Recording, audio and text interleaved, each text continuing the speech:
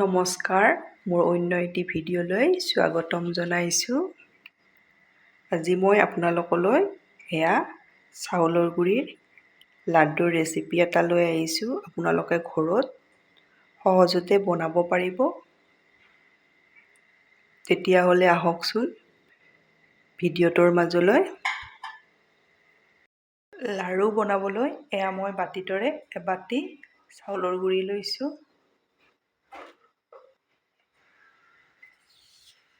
Medium ফ্লেমত মই ভাজিম। এইদৰে লৰাই থাকিব লাগিব, তলত লাগি যাব পাৰে।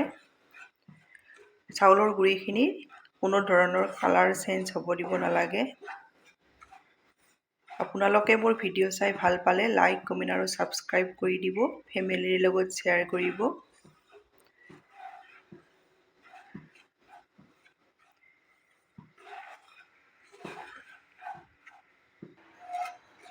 মই চাউলৰ গুড়িখিনি 5 মিনিট সময় কোনো ধৰণৰ কালাৰ চেঞ্জ নোহোৱাকৈ এইদৰে ভাজি ল'লোঁ। গেছৰ ফ্লেমটো মই ল' কৰি ৰখাইছোঁ। চাউলৰ গুড়িখিনি ভালদৰে ভাজি হৈ গ'ল। এতিয়া মই ইয়াতে এচামুচ তিল দি দিছোঁ, বগা তিল।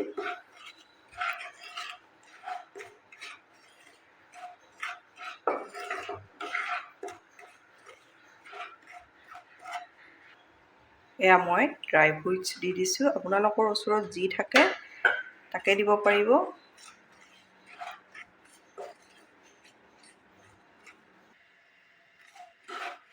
এতিয়া মই ইয়াতে চেনি দি দিম। ডাঙৰ চামুচেৰে মই 2 চামুচ দি দিছোঁ। পিচি থৈ দিয়া চেনি দি দিছোঁ।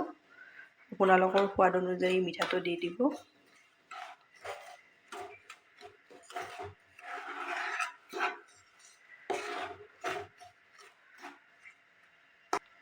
ইলাইচি গুড়ি দি দিছোঁ।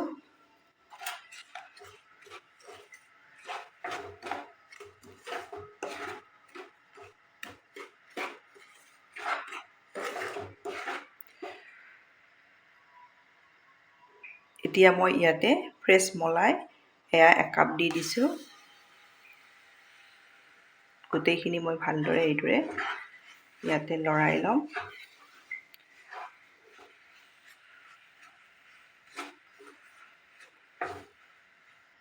এতিয়া মই ঢাকনিৰে ঢাকি এইদৰে 2 মিনিট সময় থৈ দিম। এতিয়া মই ঢাকনি গুচাই এইখিনি চাই ল'ম। এইখিনি লাড্ডু বনাবলৈ ৰেডি হৈ গ'ল। এতিয়া মই ইয়াতে দি দিম 4-5 চামুচ পাউডাৰ গাখীৰ।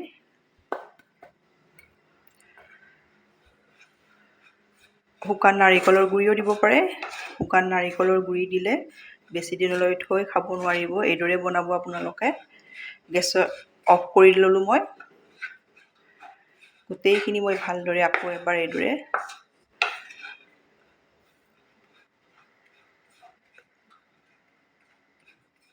লৰাই ল'ম। মই কেৰাহীখন নমাই ল'লোঁ। এতিয়া মই এইখিনি হাতেৰে ভালদৰে এইদৰে মিলাই ল'ম। এইদৰে এতিয়া লাড্ডু বনাই যাম।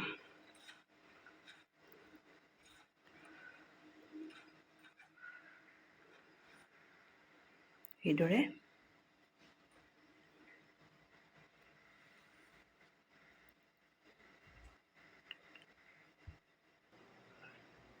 মোৰ এটা লাড্ডু হৈ গ'ল।